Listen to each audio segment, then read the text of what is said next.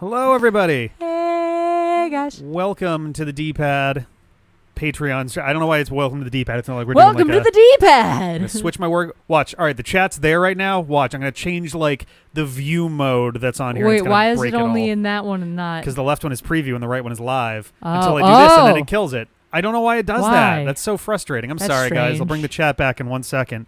But hello. Yeah, I made the same change to... Oh, and it makes you log in again, too? Yep, it's super That's annoying. such a bad design. I don't know why it does that. Yeah, I made the same change to this stream as I usually as we did to the general streams of the general normal ones. stuff. Exactly, yeah. So it should be back in 1 quick second here. There we go. Excellent. Oh, wow, and it even actually does all the history? Yeah. What? Because it's loading from like whatever database thing they do for that, but yeah, welcome to the August. You're just super silky tonight, Oh, baby. Like, my hair looks like it because I like it's. It was a little bit on the like it was raining out this morning a little bit, and it was a little bit damp just in general throughout the day. So like my hair is a little bit on the greasier side, I guess, which is unfortunate. But yeah, this is. I don't know why we're so far. Oop, this way. There we go. It was like I feel like I'm taking up like a ton of the screen. But yeah, this is the August 2019 Patreon Hangout. Anybody who's watching this on YouTube later, if you go to patreon.com/dpadfm, you can jump in and see this stuff live as opposed to seeing 24 hours later. And comment. That's the key there. Yeah, exactly. Yeah, being able to hang out with us live is always a nice plus. Actually going to do this now. You can read it up but there. It's so hard to read there. Well, I need to be able to see what's going on down here too. Maybe I can. All right, hang on. Maybe I can. I can do like this. Maybe that'll do. That's better. I prefer that. So yeah, it's just me and Sarah. All the cats are terrible. There's a litter box. On the other side of Goj the room, just crawled into the N64 cabinet, Gotcha. and I was just a little bit shocked. Dustin is not here, unfortunately. It was his birthday yesterday. Yes, it was Dustin's birthday, but we do not have a Dustin. We do not have a That is Dustin. an important distinction. We're hoping to see him again real soon. Ben is actually camping, so he might be pooping. He's pooping in the woods. He's out camping for another 2 days. He's been gone since Tuesday. Him and Meg actually, among with other Fuck people. yeah, Groundhound Wolf. Fire Emblem. What's your house? I totally did Edelgard first, and now I'm on the Dimitri Blue Lion's house. The fabled Zaremba family camping trip is going on right now, and Ben has been an honorary Zaremba for like 25 years. Yeah, at this they point. basically adopted him at a young day. Golden deer, what is this? You're all just going for that sexy Claude smile. Oh, man. No, don't get me wrong. I'm planning on romancing Claude on my third playthrough, like 100%. I'm with you there. Oh, the Wind Waker stream is going to be going up shortly after this stream. The VOD of it. I am finishing up the thumbnail. Like, the randomizer thumbnails are always a little bit complicated and convoluted to put together, so I'm pretty close to done. Bluehost guy is only the hottest after he goes through the time skip and he gets all edgelord. And like he gets the eye patch and the hair, and you're all like, "Oh wow, what's going on there?" But he's like, they're all severely traumatized. Oh my god, so much trauma for all of them. Like every single character, you're like, "Look, that one's a funny little playboy. He's adorable." And then you talk to him more, and you're like, "Trauma in his past." All of them. Oh, sorry, Alex. Yeah, no, right? They all grow up and they all generally just get hotter. Like, fact. I haven't played any Fire Emblem ever, and I have a very limited. The only thing I know is that Byleth that you play as Byleth. Byleth, but you can change the name. Byleth is just the like default design. There's a lot of like fan stuff of her just carrying a shitload of items. Just her just like trucking a bunch of like a bag full of weapons. Yes, that does happen. You are the convoy, so yeah. So there you go. Yeah, Ben is off at the Zaremba family camping. Jeff almost came tonight, but he's like, we're all Jeffrey going is full of lies when he's all like, I'm gonna be there tonight. Wait, no. Oh, I should actually I always forget to do this. I always forget to actually send the URL to to the other D-pad members to the rest so of they can show up. Yeah, we have like a Facebook thing. So if I think this is the right one, yeah. So I can do that so that other folks can join us remotely. There we go. That should do it. Cool. Yeah, so who else? CJ and Felice, I think they're probably working tonight. They tend to be. Flip back. I can't. I will in a second. I just want to make sure that it actually sent because I didn't do a thumbnail, which it usually does. It's seen by John. Why. It's fine.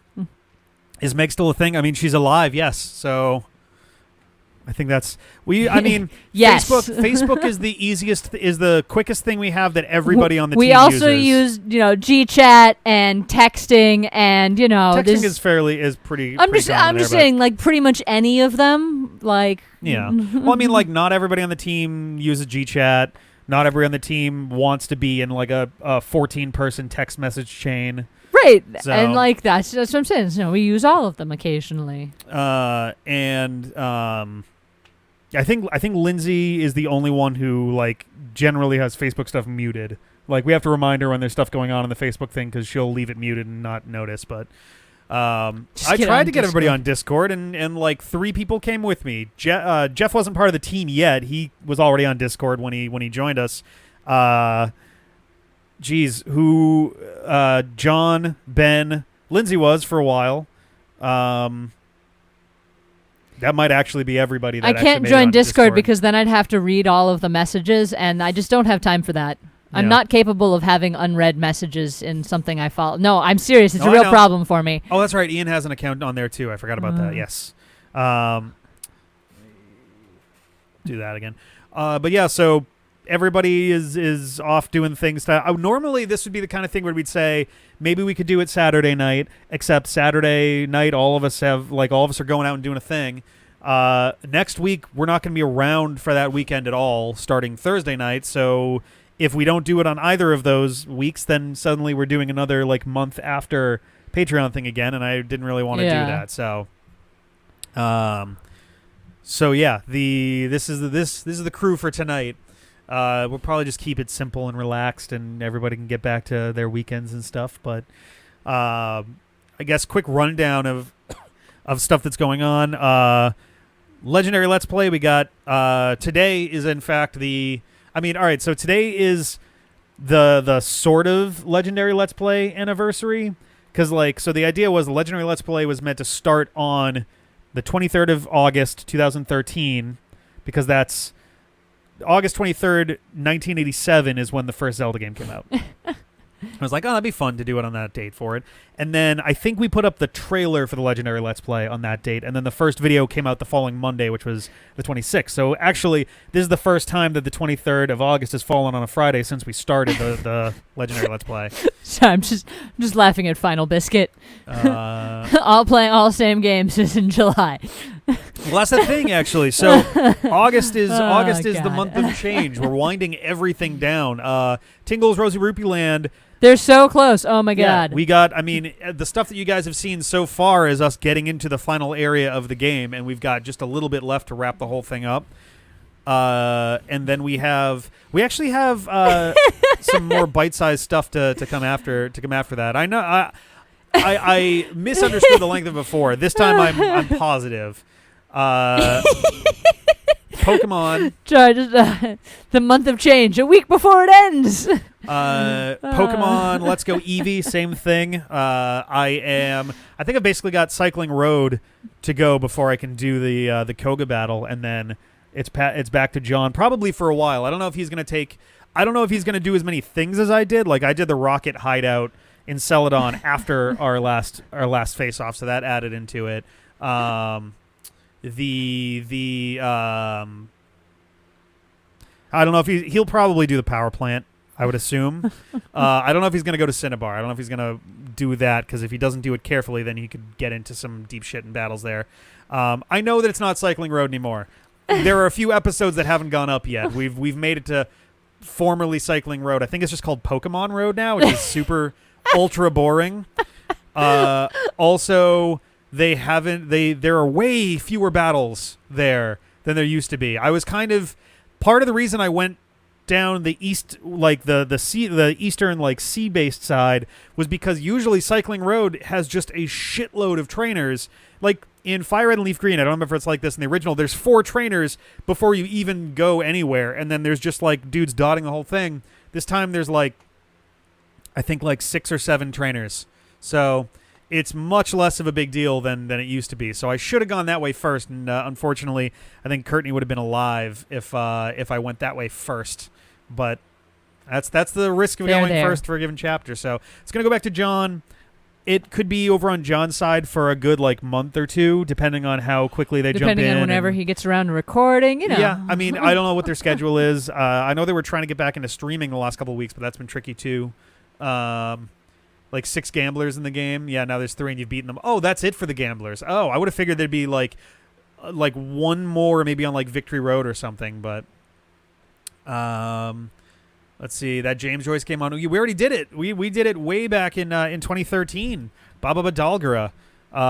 It's the only age-gated video on our whole channel because it is graphically vulgar and sexual and kind of just gross in a lot of ways. Cartoon boobs? What are we talking? No, are you familiar with James Joyce and his? I'm familiar with the love letters thing. So basically, what the outside premise of the game is it's like a Doom clone going through like a thing. You're shooting stuff and dealing with all that, and it's very blocky. It's almost Atari style.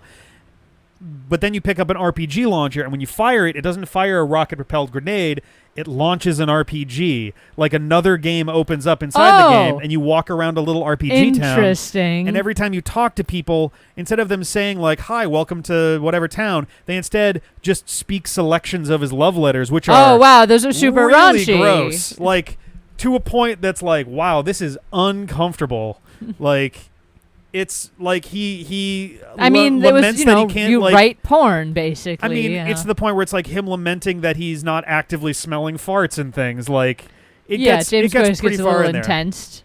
But yeah, we go with Baba Badalgara, or as the I think the latest Ouya video has declared it, Ballbag Gargle, Ballbag Gargula, which is very G-rated compared to James Joyce's stuff. I still don't think I'm old enough to have read those. I'll be 90 and still be like, I need a couple more years first. Let's see. XP share is universal now. Yeah, exactly. Yeah, that's a whole thing as well. But yeah, so it was Baba Badalgara, Ron Twan Blon Quan Thurnuk. I remember it ends in like Chur Nur Thurnuk or something. I mean, it's right there on the screen. So like, but that's all I can usually remember is Baba Badalgara and it ends in the Thurnuk. I'm just like, why? Why did they do that for a name? Let's see. Baba Badalgarag Takamina. Let's see. Takamina Ron Con Bron Tonaron Twan. Thun Trovar Haunaun Skan Tuhu Hurden and Thurnuk. Baba Dangaropa. Yeah, Baba Dangaroka, yeah. Or Danganronpa. I mean, Cycling Road, it's more the issue of like the arrangement of them is entirely different from normal. Like we specifically used that to grind back in Fire Red and Leaf Green, or I did anyway. Like that, we had a set of 5 episodes. It was podcast week, where we had 4 bikers that all sit next to each other, and you use an item that like makes them go, "Hey, we're ready to battle again," which is great because most games don't do that. Yeah, usually it's a one and done. Yeah, and I did that over and over again. But anyway. So yeah, Eevee, I'm down to the rest of Pokemon Road, which is like half of it, and then the Fuchsia City Gym, and then it's back to John. He may go to Saffron. He may go and do Saffron, Silphco, Fighting Dojo, and Sabrina instead of going down the sides to do the Versus Seeker. Yeah, and then instead of going down the sides to do Fuchsia City. Are you gonna be okay? I'm sorry, Final Biscuit and nobody basically are just making me laugh a lot right now. Why are we allowed to chat with Rick if we can't respond to the wrong things he says? Rick's wrong too often. It'd be all we talk about. We're here to talk about the channel, not Rick's mistakes. Oh, boy. I'm curious. I'm curious how things are going to go for John. I'm curious if he does go to the power plant, how prepared he's going to be for it. I think my loadout was pretty lucky, all things considered. I had Nidoqueen, ground type, which is very good, and she was tanky as shit, so Drill Peck wasn't as scary as it could have been. And Toxic was a really nice way to cheese it, so that was always the channels works. But yeah, no kidding. Oh man, he has free time. It's okay in theory. It happens about once a month, I think. Yeah, for right? a couple minutes at a time. Yeah. Kingdom God. Hearts, for what it's worth, also similarly is starting to wind down. We recorded a lot in the last session. There's like not a lot else to do. We were well, okay, that's not true. If you're trying to hit 100%, there's a shitload There's left plenty to there. do. But if you're just trying to get to the final boss, we're surprisingly close. So we recorded 7 episodes in our last batch. I think parts 41 to 47 are all one huge batch. And we're down to, from what we can tell, 3 locations at this point, including like one that they're like, hey, it's an event. Like, and one of those like a appeared out of definite nowhere. return to area type thing. Yeah. So we're getting around there. Didn't we 100% the first one? We did. We 100%ed the first one. Yeah, they're gonna 100% the second one. Yeah, absolutely. Yeah, we'll do. I mean, I'm trying to remember. To be fair, though, I could not 100% the second Kingdom Hearts because they have some fucking bullshit ass requirements for Kingdom Hearts 2 100%ing, including doing that fucking poster game in a certain amount of time. The poster game? Remember at the very beginning when you were Roxas and putting posters up like a bitch? Yeah. There's like a challenge for that. I don't know how much of that we'll wind up doing as like the stuff that's like, oh, I just have to grind this stuff. I don't know if we'll do that. And I forget how I did it for the first one. I'll have to double check because I think the grinding I did off camera just to like get it up to like level whatever, like level 70, I think. So if I have to do grinding for levels, I'll do that off camera. But honestly, I think I might have told you this before. The easiest way to hit the level 100 in there is you go to Pride Rock. There's an area on Pride Rock where you run up to the top and a bunch of like little enemies show up. Do you know the little flying ones? Vaguely, the little like bat sort of dudes. Yeah, but like you go to the top of Pride Rock and a shitload of those appear, and you just cast like thunder. Yeah. And you kill shitloads of them, and you gain levels like crazy. Someone else mentioned that in that's how I one of did the it. Comments. They basically said that's pretty much it's the way to do it. It's the best way to level grind, 100%. Poster games. I just maybe I was just shitty it doesn't at work it. anymore in Final Mix apparently. No, well, click. I can't read what they're saying. It sucks. No, if you level up all the growth abilities and can fly everywhere, but it doesn't work anymore, it sucks. So like, that's good for grinding lightning shards. You want to head to the secret passage in Hollow Bastion. Oh, interesting. All right, so I mean, we got some time to kind of maybe I was mining lightning shards. It's been so fucking long since I played Kingdom Hearts 2 and beat it that I don't even remember anymore because that game was 90% replaying Kingdom Hearts 1 with shittier storylines that I just kind of wiped it from my brain. Right, the story does feel less like it's got a bit of Battle Network 4 syndrome where it's like the real story kind of comes in anytime you go to Hollow Bastion or Twilight Town, and that's sort of it. Like anytime you go to the sides. Oh, they won't let you grind at Pride Rock anymore in the final mix. That's bullshit. That's not cool. That's a jerk move, video game developer people. Oh, but yeah, no, like what I was saying is like the meat of the story seems to come anytime you go to those locations, and anytime you go to one of the Disney worlds, it really winds up being light. Like for the first half of the game, it's just like replay the fucking storyline of the movie for this game. Yeah, it's just sort of each one of them. Oh, it's Maleficent and/or Sneaky Pete there for like 2 minutes, and in the second half, it's hey, there's an Organization 13 member we haven't met yet. Oh, they're gone now too. So that's kind of a thing. And the first half of the game seems to mostly dwell on the active plots of the movies as opposed to doing like a different spin. And it's just so boring. I don't know. Kingdom Hearts 1 is a much better, more interesting game in my opinion. Kingdom Hearts 2 is so focused on the like weird meta Organization 13 nonsense. Well, they don't dive too deep into it is the thing. Like, but that's the problem. Is it's like a weird shallow dive, but you learn nothing. If it weren't for the fact that, like, it's weird because they clearly are setting it up where it's like, oh, we're going to develop this intrigue and we'll have all this extra stuff going on. It's like, yeah, but you didn't release any other numbered games. Everything else sounds like a spin-off that doesn't matter. But they're like really important. Like, that's the thing is like, they just kind of like give you this really like they just shave a thing off the top and say, look at all that cool stuff that's going on underneath. We're not going to show you though. You have to do other stuff for that. But I think the plot in Kingdom Hearts 1 is handled better than Kingdom Hearts 2. The gameplay in Kingdom Hearts 2 is worlds better. I never said that I thought it got better in Kingdom Hearts 2. Rick was saying he heard the gameplay gets better in Kingdom Hearts 2. The gameplay it's like much the physical easier. control. Yeah, it's a lot easier to control. The platforming it feels smoother. And I know that they're both Final Mix updates, so they probably are pretty similar, but like the first one felt very slippery, where this one doesn't as much. The worst case is like there's a minor delay on jumping. I still say Kingdom Hearts 1, when you compare it to the like games that were also coming out in its time period, the controls were fine. The controls were totally fine for when it came out. It does feel slippery now. Yeah. So we'll have to see how things go from there. We're gonna do more games and things afterwards, but we are we're getting close to the end of the main game for 2. We will be doing 100%, and the interesting stuff that isn't just grinding will be in a video. Anything that's actually legit grinding is probably not going to be. Most of the combat options. No, I was laughing at the gameplay was better in Battle Network 4 as well. Tell me how that went. I know. Those reaction commands are there for like a tenth of a second. And he does try to use them, and it fucks him sometimes. Wait till you see part 47. I think it's 47. I'll just put it this way. The Pride Rock boss fight. Literally, the reaction commands just completely fuck me. Wow, yeah, it's actually really fascinating how it happens. Yeah, you'll have to wait and see. It's gonna be another 2 weeks from tomorrow when that video goes up. But just you wait for part 47. You'll see how easy those reaction commands are to use.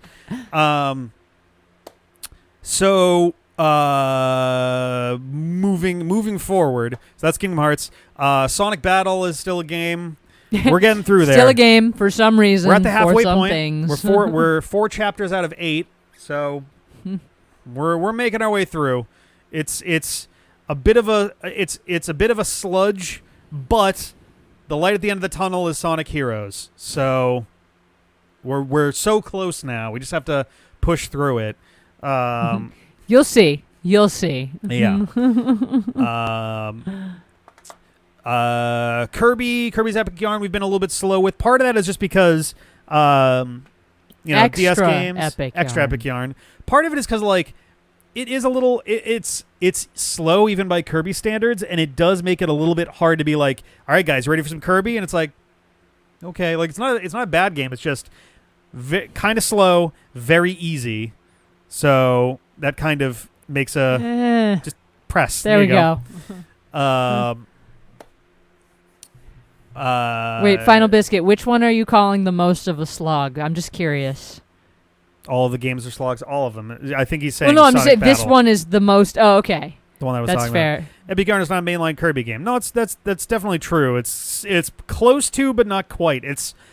I would call that one I would call it a spin-off game as opposed to stuff like Kirby's Pinball Land, which are like, I don't even know what to call those. I guess those are like they full exist, spin-offs, and these are like soft spin-offs. I don't really Epic know Yarn is mainline because it's cute. Yeah. But yeah, so Epic Yarn, like we're getting through there, but it's a little bit on the slow side. But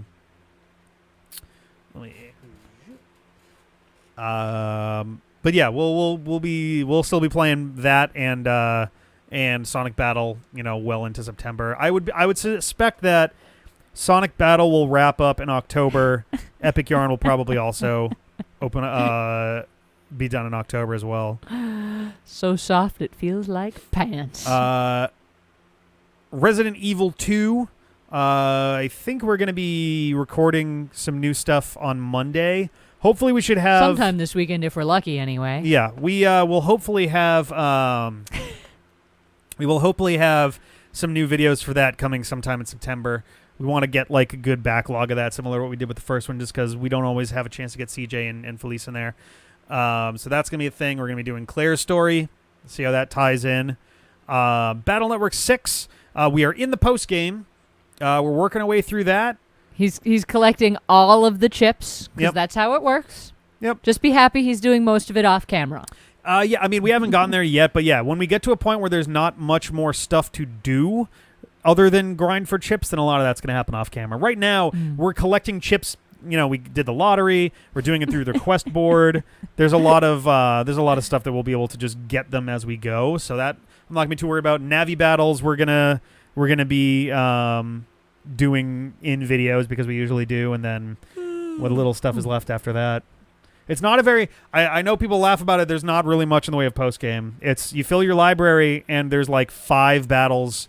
It's mostly the chip collecting and get every chip. Yeah, and yeah. As compared to Battle Network 3 and 4 and 5, which are like 5 had a bunch of extra liberation missions, which you had to do multiple times to get certain chips. 3 and 4 had a bunch of like.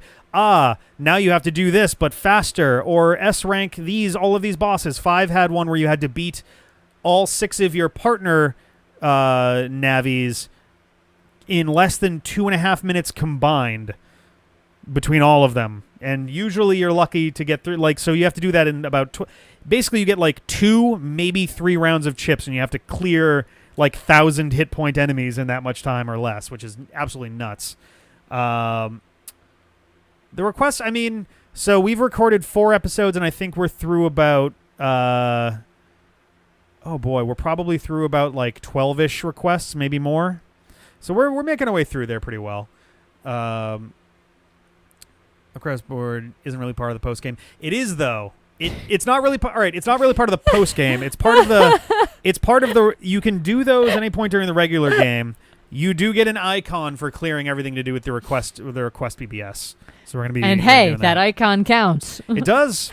It does.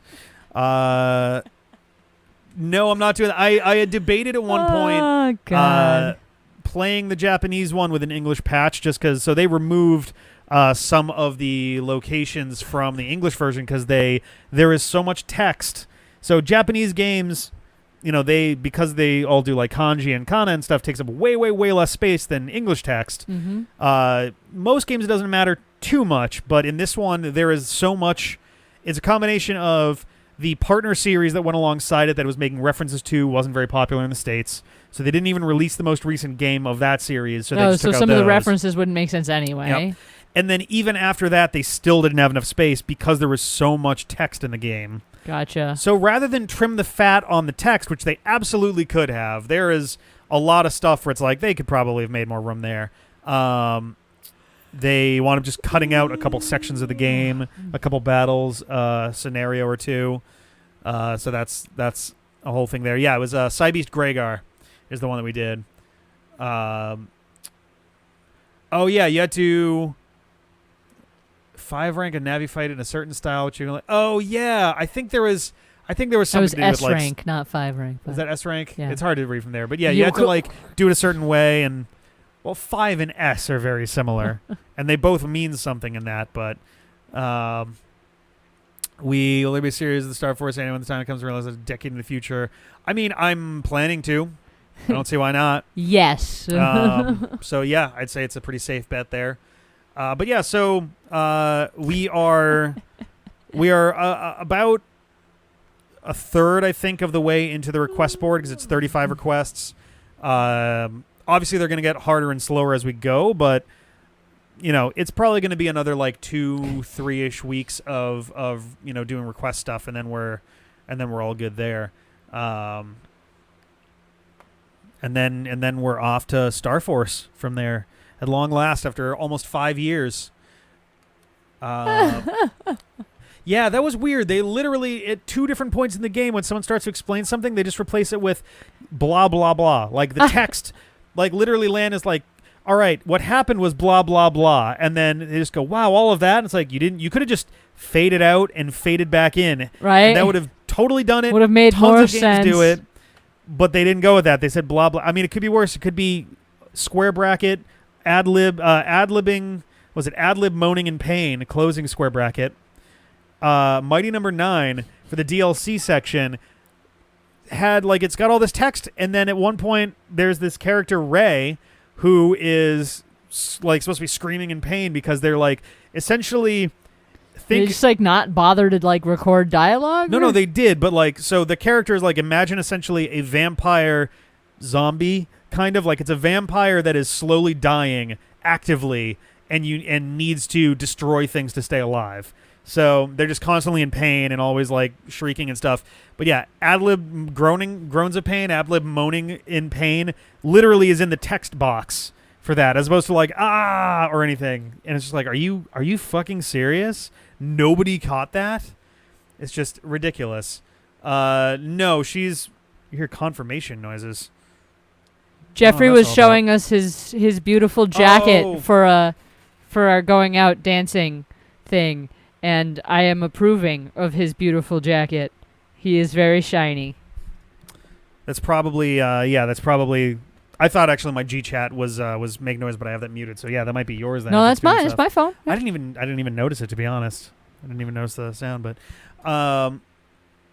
where are we at with this? So we did Resident Evil, did Battle Network. Ouya, we're still doing that. We've done 7 games. We got a bunch to go.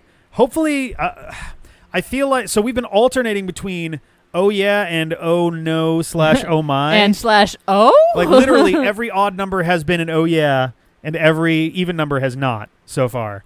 I'm hoping that we can. Unfortunately, the oh yeahs minus Whispering Willows, the oh yeahs have started drifting downward slowly. Like the one we just did. Like this is functional, I guess. Yeah, the one that we just did was very like that was the first divisive one. That's the first one where all of us haven't agreed on a rating. But I mean, I don't know. I think Ben stretched a little with it, but like that's why I think that middle of the road. Well, it technically functions, but I don't know if I like it. Is kind of an important rating to have.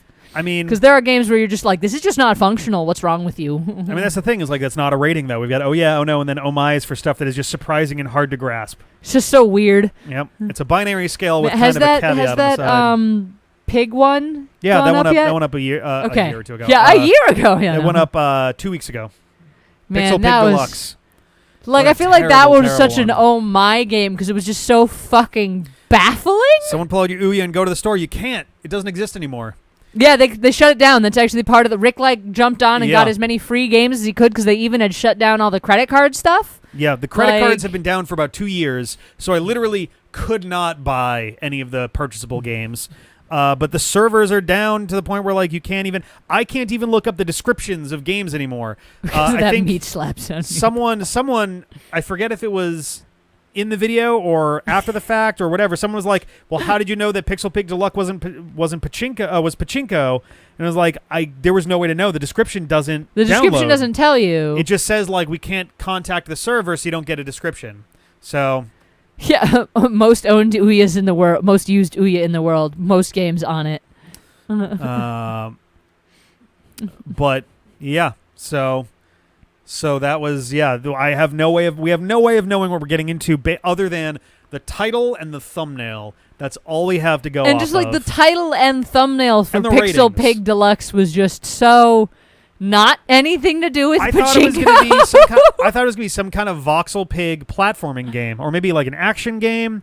I was thinking some kind of platforming voxel pig. Yeah, like the pig seemed to be shooting stars out of its butt. I was assuming there was some kind of like weird platforming shooting pig thing going to happen. Like, to further accentuate how reliant the Ouya is on a server that doesn't exist. If you've played a demo for long enough, like 15, 20 minutes or longer, it asks you if you want to rate the game. But then when you go to rate the game, it can't contact the server. Yeah, so it just errors out. And some games even have leaderboards, which you also can't see because those need to contact the server. So like it was bad design all around. The whole thing is so fucked. You could probably, considering the Ouya is hackable, like by design, you could probably hack it to make API calls elsewhere when trying to contact the server, and you could build your own backup server, I guess. But like, why? You know? So yeah, the Ouya is a big fucking mess. We started doing the Wind Waker randomizer. That was kind of the replacement for Hollow Knight, the birthday gift for the Legendary Let's Play. I thought it was appropriate given the fact that our podcast really did start with like the version that we did on regular radio. We start like the very first episode had an Ouya oh no segment. And it's more of the callback because the Ouya's dying. Yep. Like, it's a combination of that and the fact that every single episode for 75 weekly episodes straight, we had some new Ouya related story to talk about. And then I think right as our time at Unregular Radio ended, that was when the Ouya came out. So the timing was perfect then. And then we're like, all right, so it's gone now. So we should really Nobody like basically. She already has enough ideas. every game is another shovel of dirt on the grave of the Ouya. So I'm happy to bury that thing forever. Is anyone smashing you with a sledgehammer? It's got to be. Absolutely. I had considered it myself, but considering that they're now not replaceable unless you buy one on eBay for a lot of money, I'm like, it's a decent paperweight. It actually, like, the design of it, it's fine. It looks fine, but I'm not gonna smash $100 console like that I James can't Games buy using anymore. my Ouya brick to mine Bitcoin.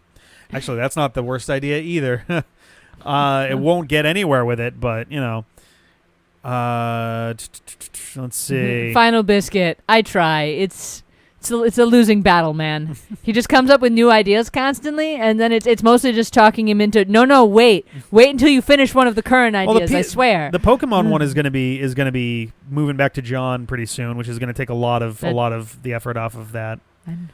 For a couple months, realistically, like I'm probably once I beat Koga, I'm probably not gonna be back on Pokemon for until like Halloween at least. Huh? It was in that one comp vid the compilation vid. The Ouya failure. Oh God, Ouya regret failure death or failure regret death. I forget which order that's in. But yeah, that's a fun one. I was telling Meg about it actually when she was here. About the Ouya video, the compilation video that we were in. Let's see. Honestly, I've kept a very hands-off approach with John for the videos because I want him to be able to feel like he can independently create stuff without. He's a big boy now. Without He's moved out of the house. So. Yeah, without me like looming over him, being like, make videos. Like the whole idea with kind of giving him his own like branded thing on the side is that like he can produce at his own rate. Pokemon, like, it would be nice to get those up 5 days a week, but if we can't get them, then we can't get them. We'll just kind of go from there. But it's a real worry with nobody basically. It'll be a cold day in hell before I do a Bubsy franchise play. Absolutely not. You talked about Ratchet though for a bit, though. I've basically done a Ratchet franchise full play in my spare time. Oh sure, just for the lulls. Yeah, like I mean, there's obviously between Insomniac and what's the other one? The one that did Crash and Jak and Daxter. The other studio. It was like the two of them are basically like, you know. I never remember studio names. I have no fucking clue. I remember game names. I mean, Insomniac was now bought by Sony directly, so that's a thing. Naughty Dog, yeah. Naughty Dog, thank you. Yes. Bubsy 3D is like arguably one of the worst looking and apparently worst playing. I just like that you're literally playing all the Ouya games. You can't act like Bubsy is below you. It's very funny to me. I'd rather play Pixel Pig Deluxe than play Bubsy 3D. Absolutely. No, I want nothing to do with. I know there's another Bubsy game. I don't care. Is that the weird squirrel one? I think he's a squirrel. If he's not a squirrel, he might be a flying squirrel. I think so. Ill-behaved canine. I was gonna say he's got kind of a foxish look to him. No, too. He's making a naughty dog joke because that's the studio that does the Bobcat. Thank you. Yes, Bubsy the Bobcat. I'm gonna say like it's kind of a smaller sort of thing. Ray is a flying squirrel. Yes. So is Rocky from Bullwinkle and Rocky is yes. Or Rocky and Bullwinkle is a flying squirrel too, right? Yeah. No. A bobcat that can glide. Okay. So no, I'm not that's crazy a flying then. squirrel with a weird like bobcat look going on. Maybe it's a flying squirrel that wants to be a bobcat. Like that's fine. Like yeah, I couldn't care less about Bubsy if I tried. But yeah, Wind Waker Randomizer is a new thing. We started one last night. The video will be live probably in like an hour and a half kind of range, probably around like 10 o'clock our time. That was kind of the big surprise, and on the anniversary of the Legendary Let's Play and A Terrible Fate, I figured that'd be a fun thing to do for that. I really wanted to do Majora's Mask randomizer, but that one still is a work in progress. That one's not really done yet. So unfortunately, that'll have to wait for another day. But yeah, Wind Waker randomizer is off to a pretty good start. I got a tracker this time that makes it really easy, because if I didn't have the tracker, I'd be just spiraling, or like I'd probably have written down a little map and just been like, need a hook shot, need a grappling hook, need bombs, or whatever. But, yeah, you'd have to have a map where you could be like, this island needs to go back. This island. So yeah, that's going pretty well. Like most of the right half, I've got cleared of stuff that I can pick up right now, and I'm going to the left half of the map next time around. But Wind Waker in particular, like in Ocarina, in A Link to the Past, like you only really ever need like one item to open up a whole new set of stuff, and it tends to be pretty progressive generally. Wind Waker, here's an island where you need a grappling hook, and then on the side of it you need a hook shot, and over there you need a Deku Leaf, and if you don't have all of those, you can get one thing, but you're going to not have to come back things. to the island anyway. Yeah, and since everything is randomized, that one thing could be a bow and arrow. Who knows, you know? yeah. So that would be more or less impossible without one, I think. Wind Waker is huge, but it's also a lot more manageable based on that. The Final Biscuit, Breath of the Wild is basically already a randomized game. There's like, really nothing to randomize there. You can go straight to Ganon at the start of the game if you really want. I don't even know how randomize would work. It would just like, all right, different. Maybe you pick up a weapon or an item, and it's just a random weapon or item, but that's practically how the game functions already on a macro scale. So right, it's like the only things that would really be, it's like if there are dialogue items that people give you for completing the quests, like in theory, I guess those, but like Wind Waker randomizer is definitely more restrictive than I'm used to, because that's the thing, is like I think until you get the grappling hook, there's really a very limited set of chests you can even get to. You basically do stuff on Outset and Windfall, and they do pray. stuff. So it's like your grappling hook can't be behind something you need a grappling hook to get to. Right? All of them nowadays. All of these randomizers have logic to prevent soft locks like that. The anniversary of Koi Milk, isn't that today? I think is that today. Koi Milk. That was a whole thing, or is that next week? You don't know. There could be something going on for that. How you got stuck in Dragon Roost Cavern, because the game now allows me to have a Deku Leaf before I would normally in the game, and there's definitely a whole zone that I can get to with a Deku Leaf later. So because it's not required anymore, now it can allow me to wait until I have that to finish the dungeon. Like that's my suspicion. No, it's Koi. It's very shy milk. You know, you just. August 28th. Okay, so that's next Wednesday, I think. So I'm probably going to be streaming Dark Souls that night, so there's a decent chance we might talk about Coin Milk then. I think that's it for right now. I've got a bunch of extra videos that I've been working on kind of laterally. Like I've got a bunch of them about halfway to 2/3 done, and I just have to sit down and crack through those. But I may have some time tonight. I may have some time tomorrow morning to do a little bit of that. I think that's about it as far as games go. I don't know if I'm really missing anything. Persona 3. It's going well. We missed this past week because I was sick, but on Tuesday we're going to be beating the 3rd month boss. We're going to go through that whole situation. You can sequence break the dungeon with the Deku Leaf. Yep. And it's not even like a difficult looking sequence break. It's literally, I can see the platform they want me to land on. I just have to go there. So that won't be too bad. But yeah, the Persona 3 has been solid. 3rd month is coming to a close. I've been doing good keeping the mission the requests all taken care of. I did miss one and reloaded because I had a save from like the day before, like a specific date thing that I had to do. But otherwise, everything has been going pretty smoothly. I don't really have much to say about that. Dark Souls has been moving forward better lately. I got through Crystal Cave. I beat Seat the Scaleless. So that's one of the 4, I guess. It depends how the 4 Kings thing works, if that's 1 battle or 4. But at least 4 boss scenarios that I need to deal with there. Everything you need in the original game has been the progress. Yeah, because there's a key that's been moved later because it is no longer game breaking to have the key show up later. I can float down with a Deku Leaf to continue. So because the Deku Leaf is somewhere in the chest that I can get to, I'm still technically not soft locked in that dungeon. It's just gonna have to come a lot later. Interesting. Yeah. It's a little bit weird, and it does mean that if they're being that creative with the logic, that I'm gonna have to be a bit more creative with my solutions. That'll be something I'll have to keep an eye on. And I think that's it.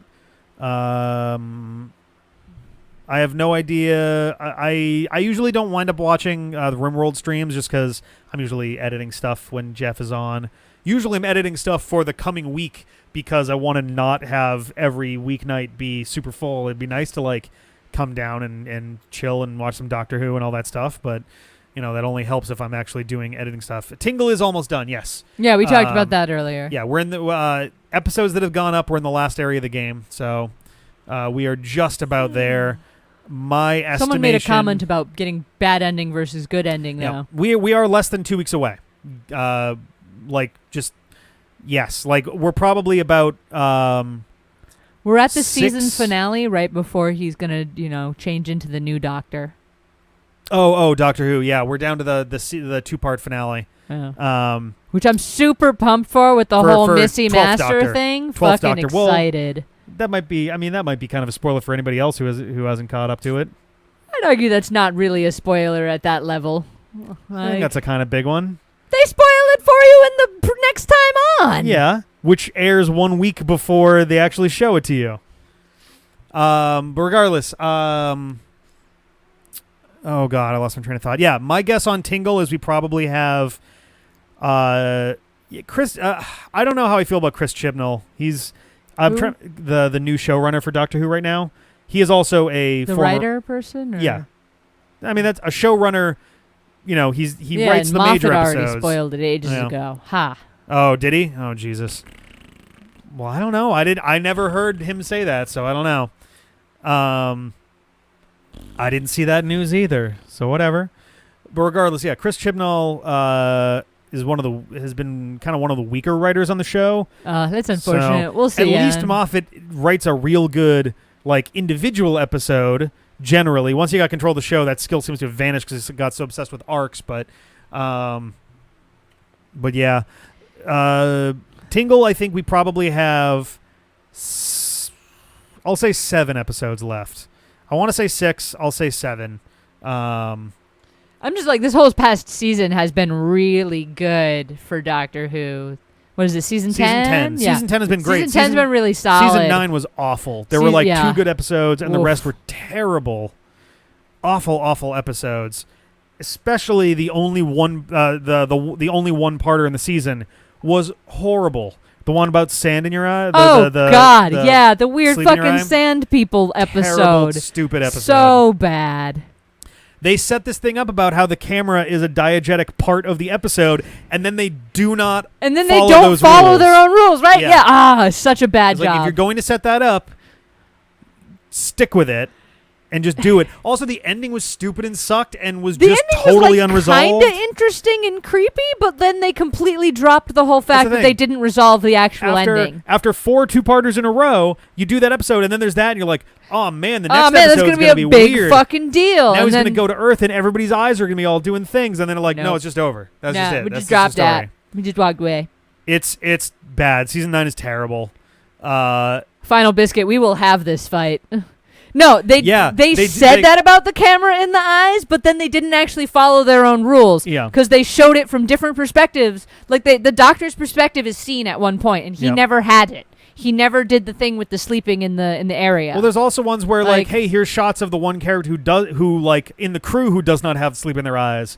But it's okay, so what angle are we seeing this from then? Whose eyes? And they also do all this shit where they're they only hunt via sound, not sight, and then they yell directly into it. I'm sorry, I'm just really angry with this episode. I apologize.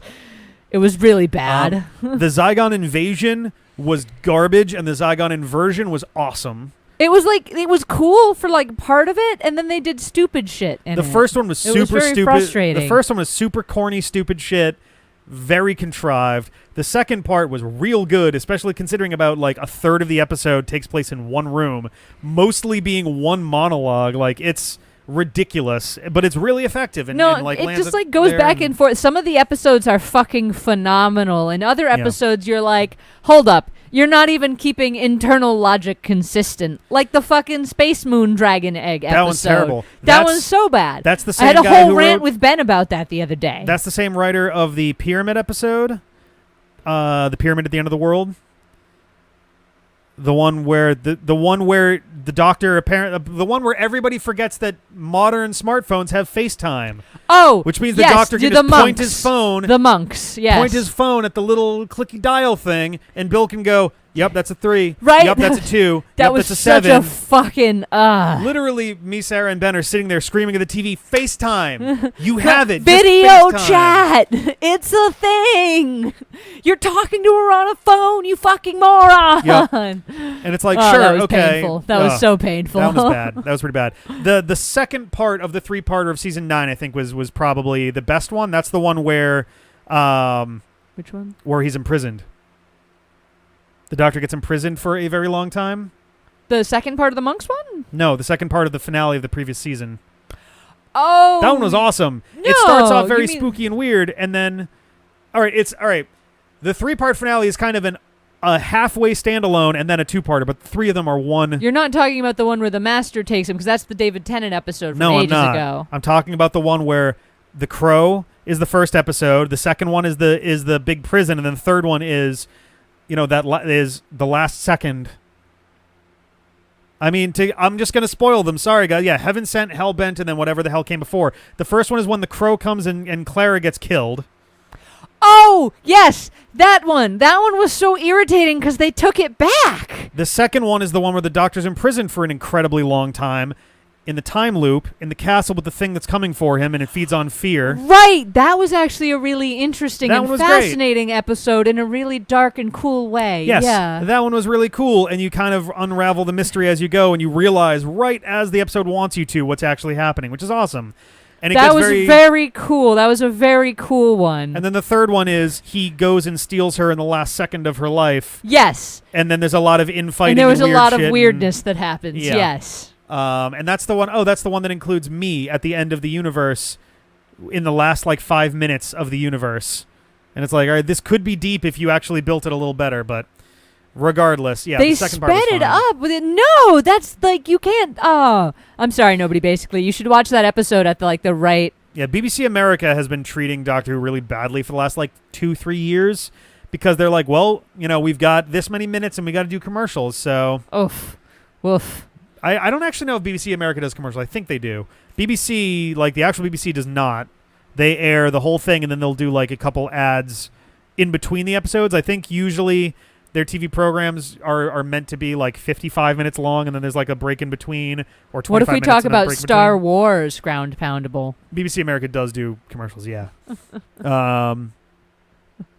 Also, wow, yeah, speaking of Star Wars, actually, the Picard show, I saw the trailer and boy, is that the That's not Star Wars. boy, is that the opposite of what any Star Trek seems. It's hey, here's Picard and there's Captain Janeway, and oh, there's this girl and she's got a secret past and she's the key to everything. It's this is so the opposite of what Star Trek is about in every way. And they did this See bad what you've done? They did a bad action scene in the trailer where it's literally her kicking 2 people, but it's this huge wide shot. So it's this doesn't look like an action scene. This looks like you're warming up for a close-up shot, and it's not happening. It looks so awkward and weird. I don't even watch Star Trek. I've seen Why does that nobody basically comment there but not here? Oh, because I probably But have, it only missed that one. because I have the wrong Oh, chat thing that's shown up there. that explains it. But yeah, no, it looks pretty bad, and it's preying really hard on nostalgia. But then it's also trying to be an action series with mystery intrigue stuff, and it's That doesn't sound like that was coming weird. out of the wrong Weird way. choices. It's Star Trek trying very hard to be Battlestar Galactica and or Oh, Babylon I see. 5. That makes sense. Where it's oh, this intrigue and mystery. It's those shows existed because of Star Trek. Don't go and copy your copycats. Yeah, we've switched to live Yeah, chat we're back to now, live chat. and it's good. Yeah, that's a thing. Be interesting to see how the whole Spider-Man thing pans out. I would love to do more D-pads and chills for DuckTales because DuckTales is great. That was pretty good. I think, you know... Did they come out with more? Like, I watched the first episode and there's fucking been, like, loved 2 it. seasons. And then, like, forgot to go look for more. I think there's been 2 seasons, and I would love to do more of those, but I want to, like... I want to wait till we have more stuff cleared out. We already have other D-pad and chills that are on the docket that we are in the middle of, too. So, all right, season 3 is on the way. Nice. I need to go watch that then because that was some good shit. I enjoyed the shit out of that first episode. Speaking of Disney copywriting stuff, our D-pad and chill for the consultant just got blocked like yesterday, unfortunately. So I'll put a version of that on dpad.fm and I'll like post the link around and all that. And we got more of those to do at some point. Spider-Man, I don't know, did you hear about this? The whole thing with Spider-Man? The 2 new movies thing? Sort of. The fact that Spider-Man might not be part of the MCU anymore. Oh my god, you mentioned that. I can't believe what they're thinking though. Like that sounds like the worst fucking decision. Yeah. So it seems like why? Why would you do that? Both sides are doing kind of shitty, stupid, bad idea things. The early reports were that Disney was demanding 50% of the money, but it's like, all right, that like they also wanted to they also wanted to co-finance it for 50%, which is like, all right, so they want to I mean that make right, it's like you front 50% and you get 50%, like reasonable? It's more reasonable. 50% is still a lot of No, I know, but regardless. if you're like we're going to front 50% of all the costs and we want 50% of the profits, that doesn't seem like an unreasonable request to me. Yeah.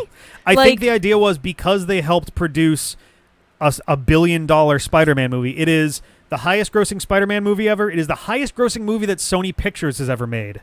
Ever. And so they want to ruin it all? So basically both sides got a real big head about the situation and went, oh, you know, that's thanks to us. So Disney was like, we deserve more of that. We deserve some/more of that money. It's actually unclear if Disney/Marvel get any money right now. Prior to 2012, they got 5% of anything Spider-Man was in, just as a licensing thing. I don't know what it became after that. I think after that became 0%, but they get paid some amount of dollars, like $100 million per Spider-Man movie, just as part of the budgeted money.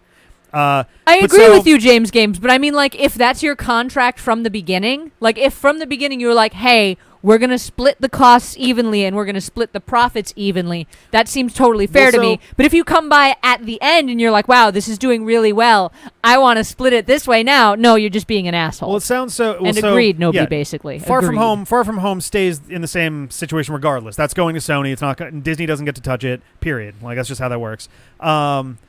The reports that said it was 50% apparently were misleading, and it was actually that they suggested 30% or more and no more than 50%. And so the first leak were 50%. It's like, okay. Now there's reports that Disney started at 25% and the 25% is still on the table. So it's like there's a lot of weird shit going on. Part of the reason they got in bed with each other in the first place was that Sony Pictures literally cannot stand without Spider-Man.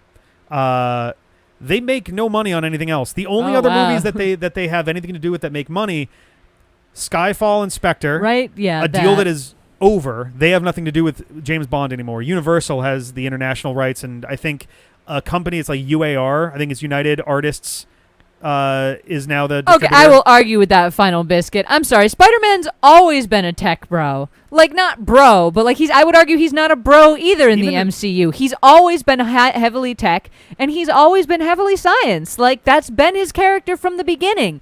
That's why, like, he was going to college and stuff super early for all this, like, science-y things. And, like, in some of the editions of Spider-Man, he invents all his own web shooters and shit. Like, he's always been an inventor, technical genius. And, like, yes, they're kind of easing him a little more into the, like, Tony Stark replacement role, but... He was, I was going to say, like, I think he's got some kind of science degree in every version of the comics, generally. Yeah, he's always some kind of science nerd smart guy. Except for, like, way back in the 60s where he was a jock, but that kind of got written out of all of it's the like variants now. not like much Spider-Mans at all. Pretty much all of them are like he's some kind of nerd who's really good at being a nerd, 'Cause, like amazing level nerd. Because like Tobey Maguire's Spider-Man is the only one that make had them like have him inventing all his own gear. the funniest thing to me about the Tobey Maguire one having biological spider webs, which God, gross. and there was like this weird little spider web image on the inside of his wrist. Yeah. It was hysterical. Well, so there was that, but like that was apparently inspired by the comics were actively doing that weird ass like spider rebirth thing at the same time, where like he gets bitten again, or like something happens where he starts mutating into a spider. Oh yeah, the and then weird births like himself. multi-legged like yeah, those have always been some weird spin-offs of Spider-Man. And when he got rebirthed, he had biological web shooters and stuff, which was terrible. But I think it makes sense for what the MCU's been doing right now. Tony's definitely been sort of a father figure for him, and like he's definitely very much into the tech inventing side. Like they've definitely pushed that a little heavier on this, I think. And so like I don't think it doesn't fit. Like I think it makes sense. I think what they did with Far From Home, with literally giving him a suit building bay, is not going to stick for very long. If at all. I think that's more like they're just letting him borrow Tony's tech. But I also, given the way Happy was so like excited to see him using it, I could easily see that being like, and Tony basically was like, "You inherit my shit," by giving him that headpiece stuff. But yeah, so like I'm curious what they would/will do with that stuff. I would like to see him start. I think that was kind of the idea with most of Far From Home, was the idea that the expectation of everyone, and it's obviously a kind of a meta reference, is that he's going to be the new Iron Man, but the overwhelming stress that gives to him makes him be like, I'm not going to be Iron Man, I'm going to be something else, which includes a really good visual reference of when he picks up the North Bridge sign and like an engine block with the like tread still on it, and there are people who did like comparison shots between that and then Captain America and Endgame with Mjolnir. Same idea, where it's like it's him choosing to be kind of the best parts of all to be the best parts of all of them, really, of Iron Man and Captain America, which is kind of a neat thing there. But so here's the thing: so MCU without Spider-Man super blows. Can it still work? In theory, but like he's kind of their big, new guard of the heroes. They would probably, if they had between Captain Falcon and him, if they had to write around it, they would probably make Black Panther and or Shuri fill that void. I mean, I think Black Panther and Shuri are both going to be bigger characters. Like Shuri especially, like they were clearly sort of leaning into the like, look at all this cool shit she invents. Yeah, and if not Shuri, they would probably wind up writing it. The CJ and I have this theory that at some point, one of the kids that goes to the Oakland, like Wakanda outreach program is going to wind up being a young, what was it, Riri Williams, I think? Oh, interesting. Who is known as don't Ironheart get me wrong, in the comics. capitalism sucks in many ways, so it's cool, Final Biscuit. It's cool. Is he's still going to be in the MCU? So that's what I call Falcon now that he gets Captain America's shield. He's Captain Falcon now. I forget there was something in the contract about like how to handle this stuff, but like it might just be on the floor at this point. Oh like, wow! Involved with directing was kicked out. Oh. That would make John was it John Watts? I think. So he was only signed on for 2. He was expected to come back for 3 and 4, but that's kind of also up in the air. He's been let go, but who knows? Apparently, Marvel is talking with him to try to keep him on board for other stuff. Yeah, please, we liked your shit. Don't leave us. But yeah, so like MCU minus Spider-Man really sucks. Can work, but especially after Marvel got its favorite son back, it's a huge shitty thing for him to suddenly be torn away again. All the Spider-Man movies have been really solid, in my opinion. In the MCU. Yeah, sorry. Okay. Those MCU Spider-Man movies have been really solid. Are we really talking about the 3rd, 4th, and 5th Spider-Man movies? No. Because those were bad. No, I mean, we can. Actually, can we talk about how hysterical the Venom thing was, though, in the original Spider-Mans with the, like, walking through the doors and walking back in and walking back? Hysterical. I will say, Flint Marko was actually a surprisingly compelling character, and I didn't hate everything about Harry Osborn in that one. I liked the arc they wrote for him across 3 movies, but it was super Harry rushed Osborn in 3. died in the first one. Norman Osborn died. Sorry, in the first Norman, one. you are correct. Sorry, my bad.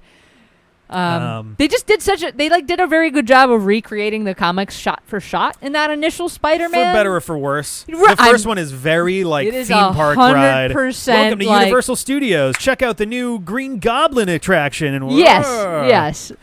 The dialogue is bad. It's you who's was it Which is sad because Spider-Man usually has amazing dialogue, I just like know. in general, because he's so it was, snarky. It was surprisingly wooden dialogue for the first one. The second one was better. The third one was actually generally pretty good dialogue wise. They did some neat stuff with like Harry sort of going mad and sort of becoming the like Green Goblin 2.0 thing. Did they explain how Harry survived getting blown the fuck up in the third movie? Yeah, half his face was melted off. Yeah. The next time you see him, they didn't. his face is super duper scarred, and he's got severe cataracts in the eye on that side too.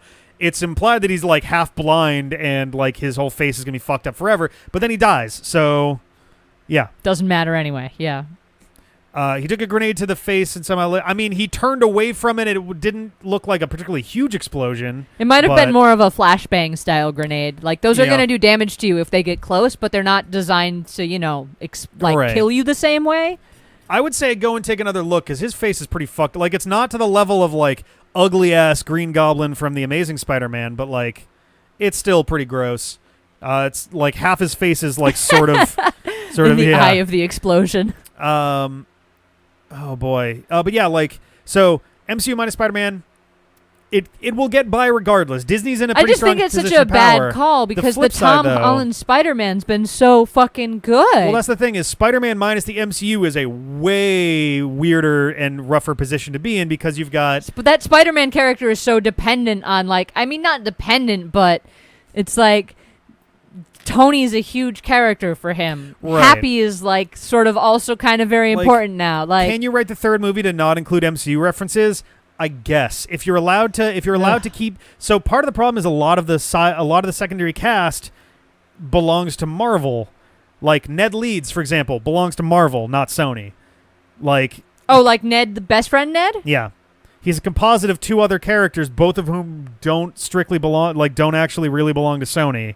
So, like, there's a bunch of shit like that. And then, like, Happy Hogan, who is a lot more integrated, is gone. Tony Stark isn't allowed to be there. Any reference to the Avengers or Captain Marvel or Doctor Strange, any of that is gone. Because it wouldn't make sense in any way, shape, or form for him to just never mention them ever again. Yeah, exactly. So, like, there was talk about the next Spider... Like, the, good analogy. The next Spider-Man movie being a crossover with Venom, which is, like, those two don't seem complementary at all. Not to mention how in the world, like, Venom is not part of the MCU, doesn't even remotely acknowledge the MCU or ignore it in a way that's believable. So, like, there's no chance that you could merge those two and not be like, yeah, but how does your story and your story even coexist at all? I mean, if he's a combination and thus making him original, wouldn't that make him even more owned by Marvel because they came up with the character? Like, well, I mean, so that's where it gets complicated because, like, the character... regardless of interpretation, belongs to Sony right now. No. I'm talking Ned. I'm looking Ned. at James Game's comment and responding. They explicitly called him Ned Leeds. Oh yeah, no. James Game's comment of if he's a combination, doesn't that make him original and not actually owned by Marvel? And my argument is, if he's original and they came up with him, that should make him more owned by Marvel, right? That's the thing, because it was done in an MCU framework and is not a pre-existing. Like I think literally Sony has a list of characters that they're allowed to use. Interesting. Okay. Like Ned Leeds doesn't exist. Was it Genki Lee and Ned? I forget the other character. Ned comes from a different character. They're both characters that probably exist for Sony, but Ned Leeds doesn't. Since he doesn't exist, I think the same thing goes for MJ. She's Michelle Jones, not Mary Jane Watson. So she's an original character. It's MJ Watson. It's Mary Jane Watson, not Michelle Jones. Yes, but she's still MJ. Homecoming and Far From Home were made by Sony, yes. But that's the thing. They're allowed to use Marvel characters. Tony Stark is in Far From Home. Is in Homecoming, but that doesn't mean that it's a Sony But doesn't mean it's a Sony character that they can use whenever. The original character, Herlock Sholmes. Sony's explicit in these are ours, whereas Marvel, when everything else is ours. Basically, yeah. Sony signed a contract with Marvel back in, I think, 1996, maybe 7, and it included essentially a list of Spider-Man characters and his immediate like circle of side characters, rivals, villains, all of that stuff.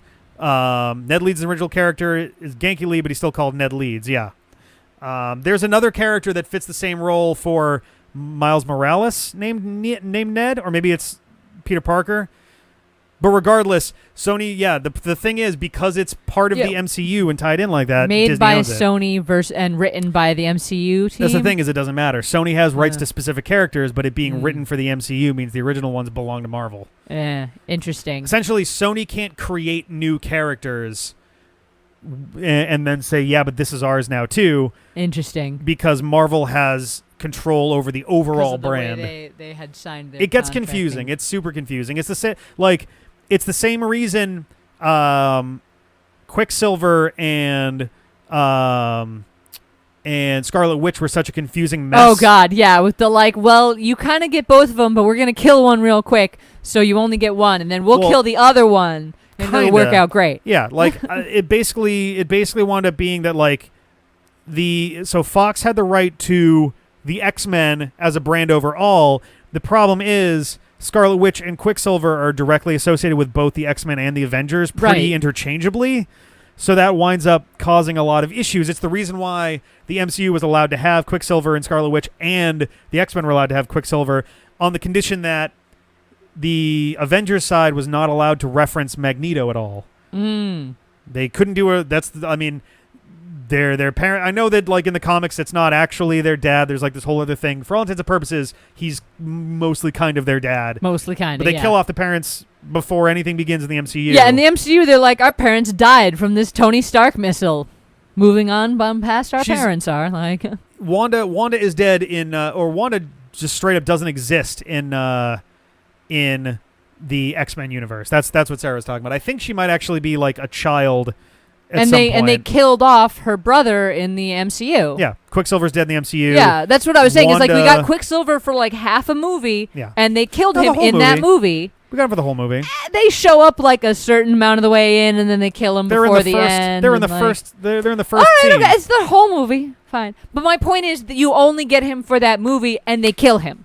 Yeah. So, because he's the one in the other series and she's the one in this series. Yeah, they did a fake out. They made it look throughout the movie that Hawkeye was going to die because Joss Whedon decided everybody knows my stupid tropes about telegraphing when someone's going to die, so I'm going to flip it. Fuck with them. So there's constant references to Hawkeye being like, and his family, I'm never going to die, and being all of a sudden they're giving him this massive amount of character development, all and the they talk screen about time and character, and look at my and they family. talk about how he's much a I love normal my guy. family. Also, he's a normal guy, and it's when I get back home, I'm gonna build the barn. It's boy, that's usually the signal in a movie that you gonna die once I get back from this thing, and it's you're not coming back. Yeah, right. There was a Doctor Who episode at the very beginning. They were like, "Hey, after we're done with this, I want to have a baby." 5 seconds later, dead. Yeah.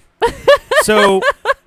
No one liked Hawkeye in the first two movies. I think Hawkeye has slowly grown into a better character. I don't hate Hawkeye. I like him as this sarcastic normie who's just kind of in there being I don't have powers. I'm just trying not to die, okay? He's really good at shooting arrows at shit. Yeah, That's but he's very, very good at it. I don't know that I really like what he did as Ronin. I think that's kind of a not they great. Were they're trying to reference all the comic book stuff, so people who know the comics really well go, and I get it. They pulled a lot of stuff in those movies with the Professor Hulk and there was a lot Hail of little Hydra with references Cap and all that stuff. God, that was the fucking great. funniest goddamn sequence. I think that oh got my God, the second most cheers in the entire screen. There's that and the hammer, and that was pretty much the two big ones. I don't think anybody in our theater cheered at the Avengers Assemble. Oh no, I guess there's some cheering for that too. A little bit. Not as much. I think everyone was so locked in at that point. I just everyone really appreciated the whole Captain America versus Captain America fight. Yep, that was really good. There was Cap got so much lip service to just random crazy plot lines that he's been in for the last 75 years. Cap's had a lot of random crazy plot lines. Yeah, Cap's been around. None of these will work. So Infinity War will play with the Nomad plot line, and then we'll do Cap versus Cap because we did that once. We're gonna have the Hail Hydra thing because we did that once. We're gonna do an Old Man Cap. We're gonna do all this crazy shit for these two movies. God, it was just the funniest fucking thing with the I can do this all day. Did they announce all that stuff? Are you talking about like the next? The new Blade, the reboot of Blade in the MCU is probably coming I in still like find that hysterical that they're doing that. 2023-ish probably, because we have what the 2020 and 2021 slates are. We know that Phase 5 is going to come after that, and that's going to include Blade, Guardians of the Galaxy 3, Captain Marvel 2, Black Panther 2. I'm excited for Guardians again. Probably Ant-Man 3. Oh, he thinks they were announced during the stream. Wow, just announced. Cool. Oh, literally like right now. That's hilarious. Cool. Are these cool. also? So here's the thing: are those also MCU shows, or are those like spin-offy? Like, hey, we've got a channel Disney now. Plus mentioned these 3 shows. Neat. They've been doing a lot of announcements and stuff. So actually, I'm gonna take a quick look because I'm curious about to this. the internet. Yeah, if I can find out. I feel like we need to like Batman. Disney Plus MCU. Let's see what we got here. Because I'm curious, like, yeah, if they Marvel Cinematic Universe, Moon Knight series. That's hilarious because among my, I think, did I put Moon Knight in my guesses? I forget if I put Moon Knight in or if I removed at the last second. I think I put Moon Knight in my big silly from Marvel my Studios. big ass Fuck chart yeah. of I hope guesses. they're actual canon because the Netflix shows were all interesting. But it was sort of like but it doesn't fucking matter kind of feel to me. These are going to be Phase 5 shows because they're coming in 2022. So that's cool. So Ms. Marvel, She-Hulk, and Moon Knight are all going to be new characters unless She-Hulk actually brings back, what's her name from, I can never remember her name. I just remember her as the girl from, as the woman from Armageddon. Liv Tyler? Liv Tyler, I think. Steven Tyler's daughter from Aerosmith. Which makes the fact... It's very weird that you can hear... if you watch Armageddon, there's a scene where Steven Tyler... For one, Steven Tyler has done music videos for Aerosmith that feature his daughter, Liv, in like weirdly provocative outfits and stuff. Ooh. It's very creepy.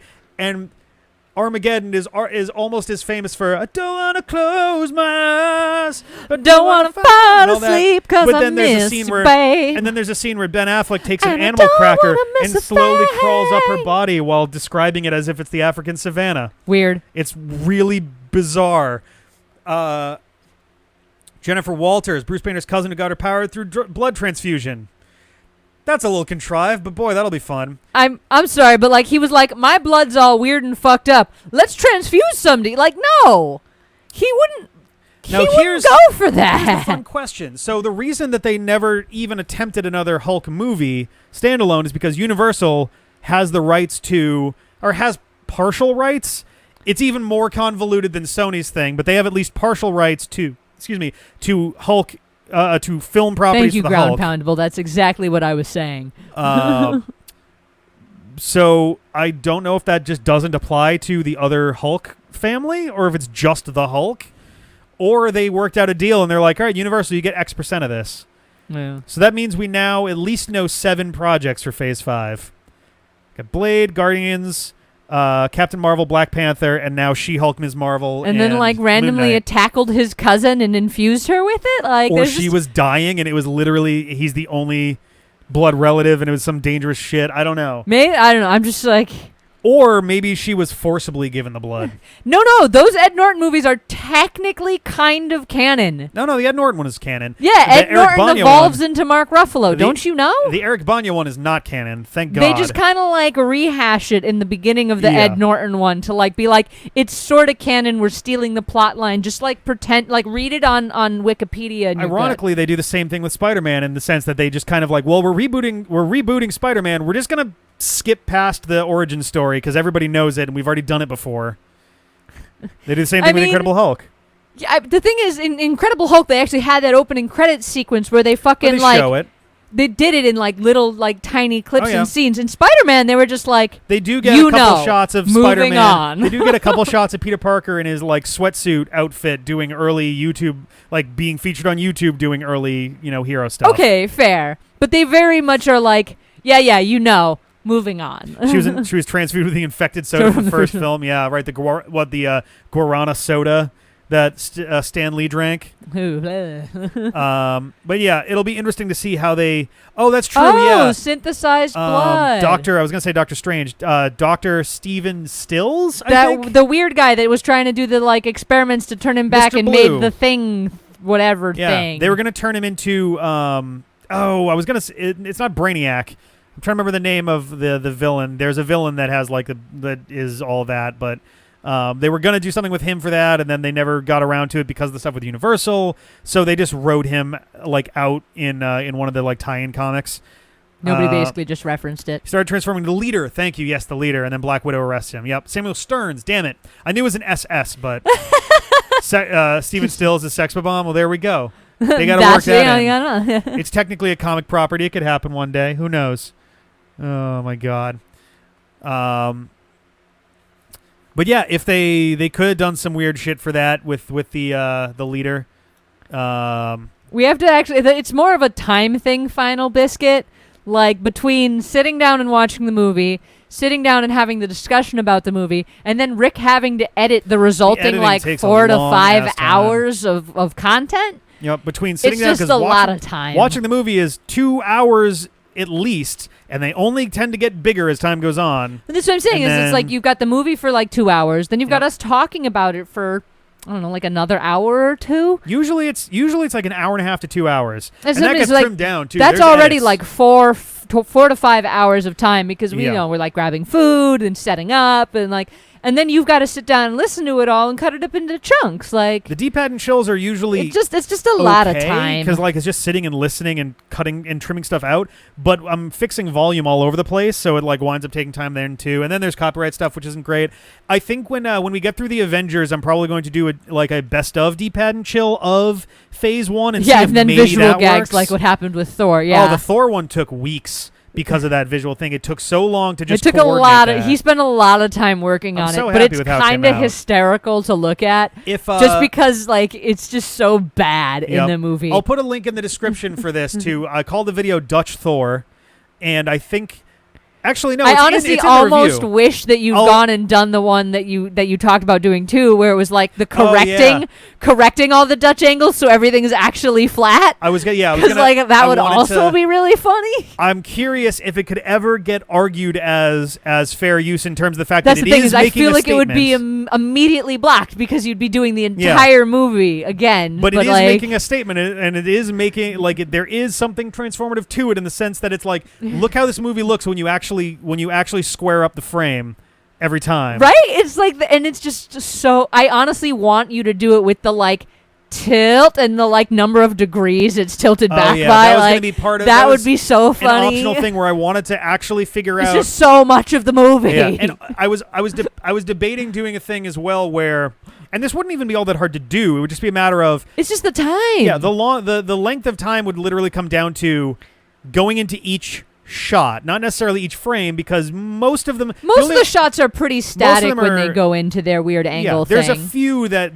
drift. There's definitely a few that drift, but most are static. But really it'd be like, all right, this shot lasts for 7 seconds and 12 frames, and it's at a 1 degree angle. Not really a Dutch thing, but I put that into a spreadsheet. It's like length of shot, degrees, and then I can use that to pretty trivially make like a weighted average.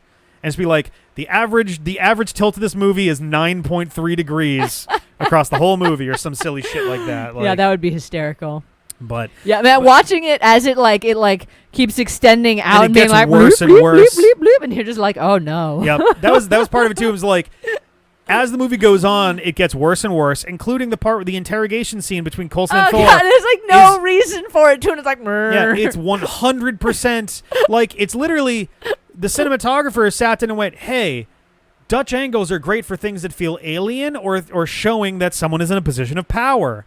I'm going to use that a lot because this is about positions of power and things that are alien. And aliens, yeah. So every fucking shot in the movie is like that. And it's going so back bad. and watching the movie was just such a it wasn't that bad, right? And then we're sitting there watching it going, oh my god, it is every shot. No, wait, there's a flat one. Yeah. I did the math. Hysterical. I think about 22% of the movie is Dutch angles.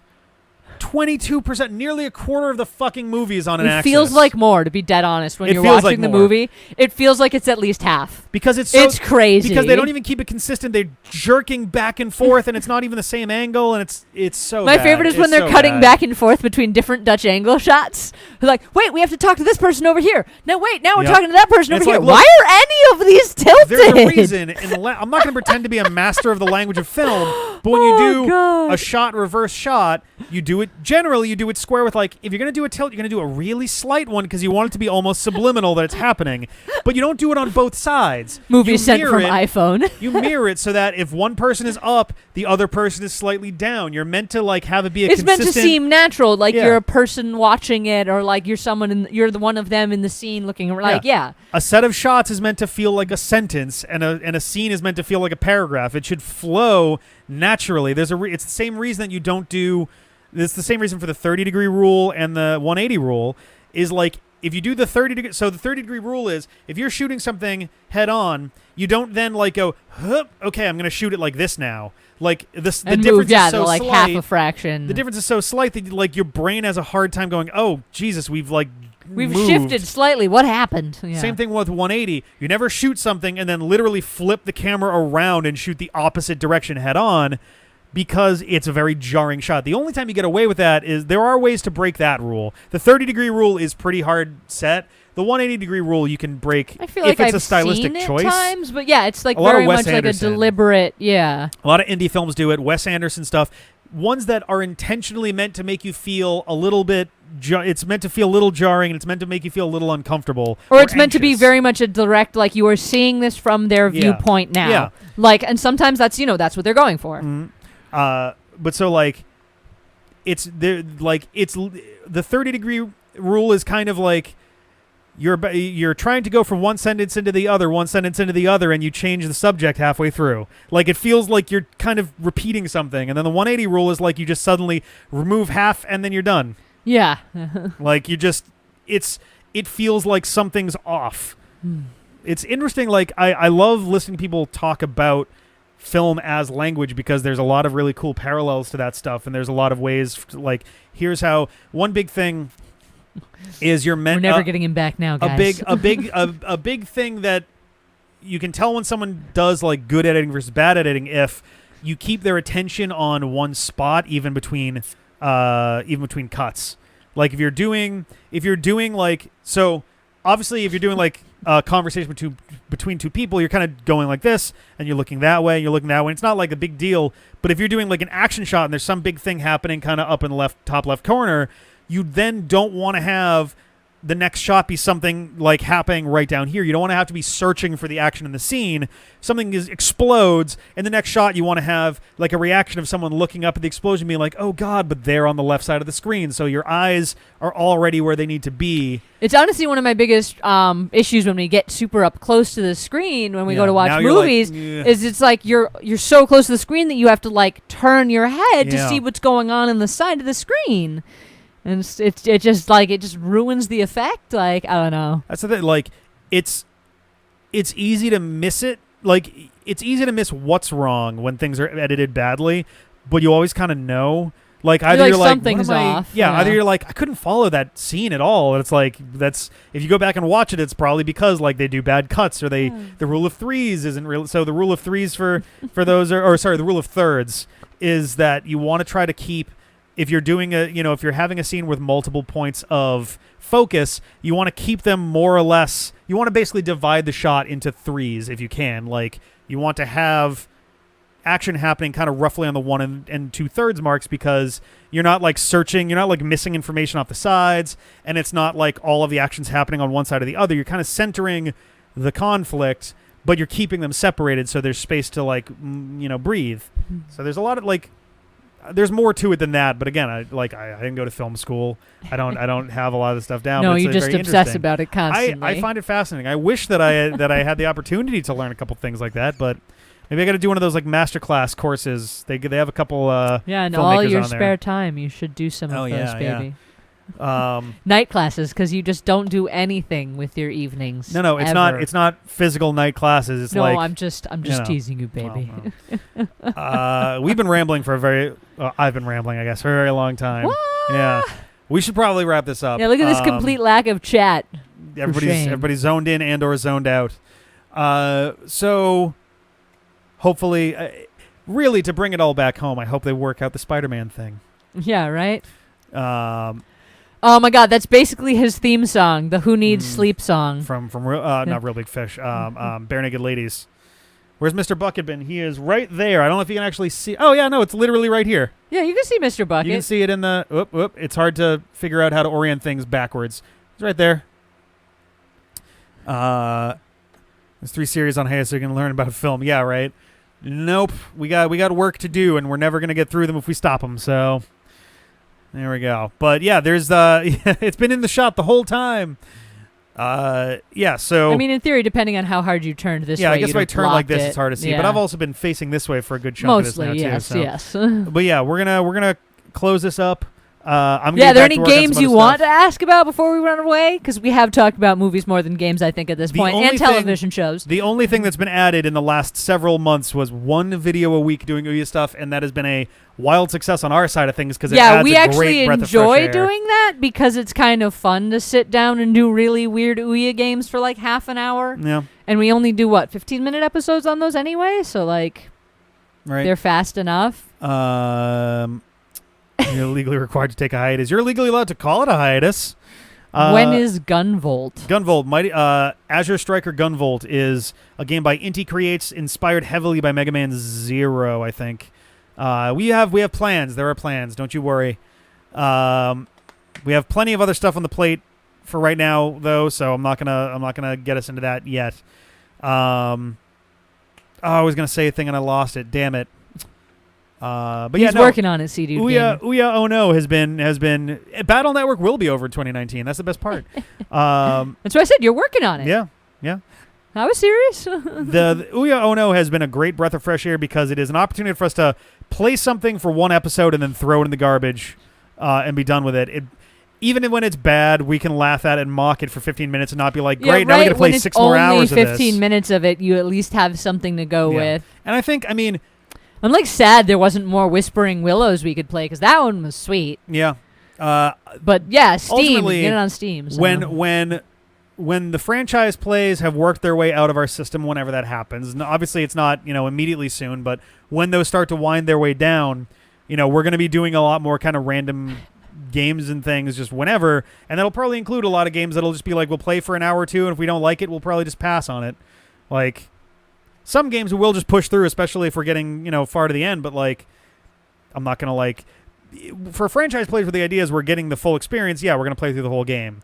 But if we're randomly playing I don't even know one off the top of my head. Bucky O'Hare.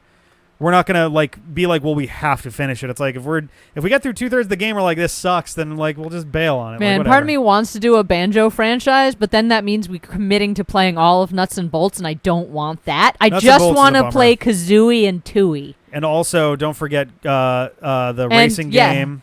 And Grunty's Revenge. Grunty's Revenge was the isometric Game Boy one. Also that one. Which was actually decent. Actually, no. Grunty's Revenge was decent. I was going to say, I think, because there was supposed to be a Banjo racing game called Banjo Pilot, but I think that got scrapped. That actually happened, yeah. Because I tried to own them all. I think Banjo Pilot might have been what became Diddy Kong Racing, which is why Banjo's in the game. Banjo's totally in the game. Diddy Kong Racing, surprisingly excellent game, I gotta say. Switch Saturdays / Switch Sundays will eventually come back as well once things quiet down. That's been on my radar for a very long time, but Banjo Pilot did come out. Oh, maybe that's what I'm thinking of. Maybe it was because there was another thing that was in there as well. But yeah, the Switch stuff will come back eventually when we're not actively doing all these franchise plays and actively playing a bunch of Switch games all at the same time. But yeah, again, that's not when one ends. I'm talking when a couple of them have ended and we've had kind of a breather. Because that'll be 2 videos a week. That's not anything crazy, and they'll probably be 15-minute videos. So I'm just saying, Diddy Kong Racing was I don't play many racing games personally, and I loved the shit out of Diddy Kong Racing. It was they just had enough stuff going on. It was interesting. I don't know why. It worked for me. Yeah. So the when we started doing the Supersonic Let's Play, part of that was John's idea as well. We both kind of were like, yeah, let's do it for Sonic. Why not? Yeah, John was all, I love Sonic so much. This will be so much fun. I'm going to be doing all these games. Then he was like, wait, I remembered that I hate 90% of the Sonic games. After the Genesis, so many of those games are terrible. And part of it is just that there are so many Sonic games. So you can blame John. Like, I think Sonic Heroes. I think Sonic Heroes is going to be the 50th Sonic game that we've done. 50th, and we are nowhere near done with Sonic. Like, there's probably 100 Sonic games. So, like, that's going to be a thing. But yeah.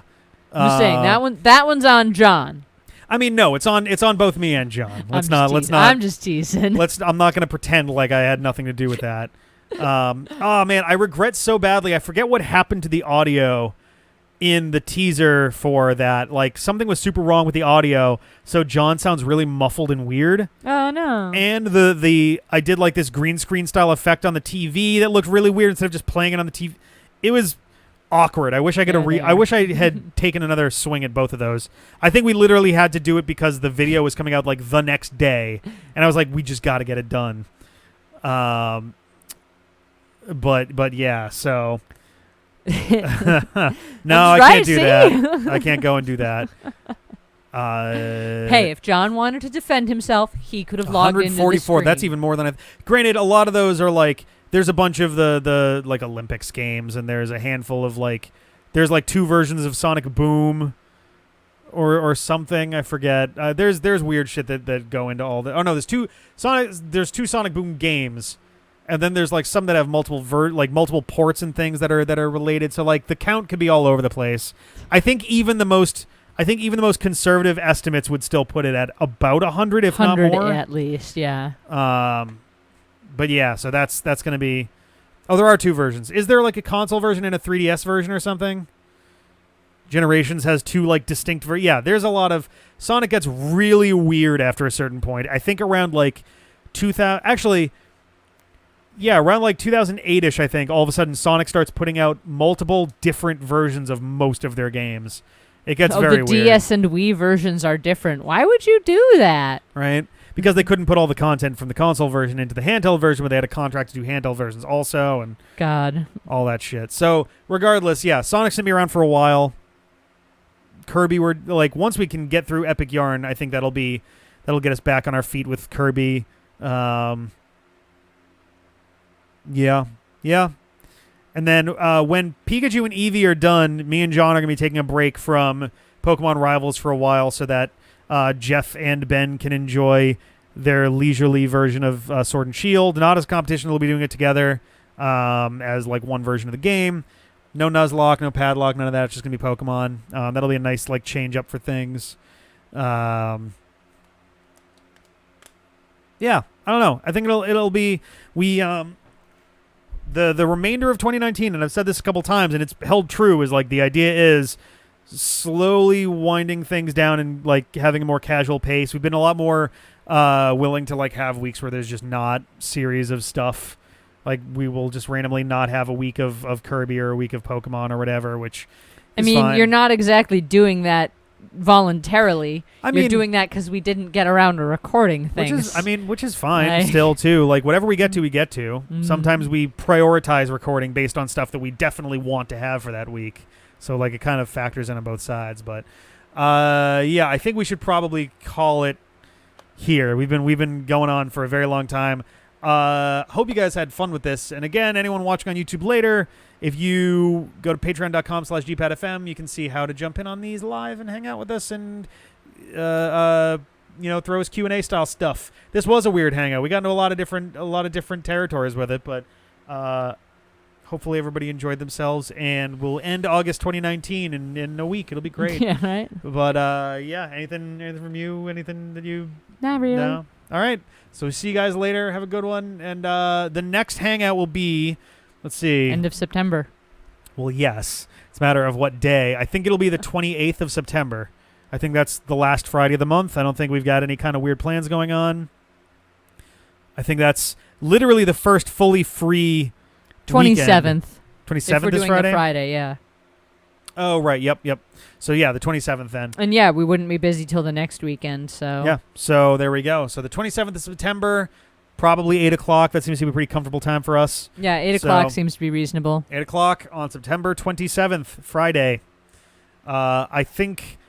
That's the release date of Dragon Quest XI. Is it really? Hilarious. Didn't we do a stream on the release night of... Didn't we do like one of these on the release night of Dragon Quest XI original also? I think we did. Or maybe I was streaming and oh no, I think I was streaming something else and it was a Tuesday night while I was streaming when that came out. Yeah, next week is going to have a Wednesday stream, I think you were saying. Yeah, so Tuesday stream and Wednesday stream. Tuesday will be Persona 3 Fest, and then Wednesday will be Dark Souls because we will not be around on Thursday. Yeah. What was that? Something went There was the Goge monster. She jumped. Was it? That sounded like a thing downstairs. No, that was her hitting the ground. I promise. Okay. All right. Well, regardless, we'll see you guys next time. And, yeah. Hope you have a good one. Bye. Next time.